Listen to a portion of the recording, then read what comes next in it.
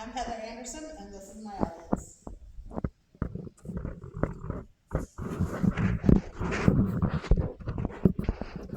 3 days. It took Blake and I 3 frustrating days to catch the big one, the one that got away. But amazingly, we caught our jaws. Sometimes, something as simple as catching a fish can be overwhelmingly frustrating for a child with autism, and it takes a lot of patience and persistence for all parties to push through and make lasting positive memories. So today I'm going to tell you about our fish story, about our obstacles, the one that got away, and finally our success. All I did was ask Blake if he wanted to go fishing, and he was rip-roaring and ready to go. That first evening was nothing but a dry run for obstacles. We had tangled up poles, broken lines, wind, it was way too windy, we couldn't find any bait. Everything that could go wrong went wrong that first day. We called it quits when it got dark, and Blake was already making plans to come out the next evening. We go out the next evening, and Blake is overwhelmed with just so excited and amped up. And I'm re-rigging the poles after all the broken lines of the evening before. And Blake is jerking things out of the car and throwing them on the ground and trying to set them up nice, telling me to hurry. I'm like, Blake, you have got to calm down. He just couldn't though. It's not in his nature. So I got him a pole, I handed it to him, told him to fish. And he went around the pond, and you could tell his frustration just kept getting more and more. He'd cast, and it'd go that way. He'd cast and go in the tree. Until finally he ended up in a tree, broke the line, got ready to break the pole, and I said, whoa, it's time to calm down.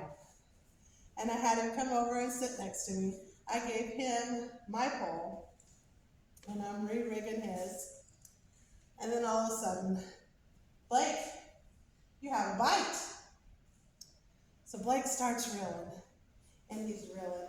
And all that's happening is the line is just going, woo! So I had to tighten the trap. He's like, Mom, help! It's like, Blake, just keep reeling. So he's reeling away.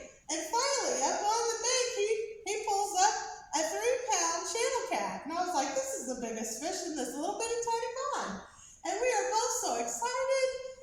I run up to the car to get the camera, come back, the pole's on the ground, and the fish is swimming, disappearing slowly with the hook, the line, and the bobber, just like Jaws.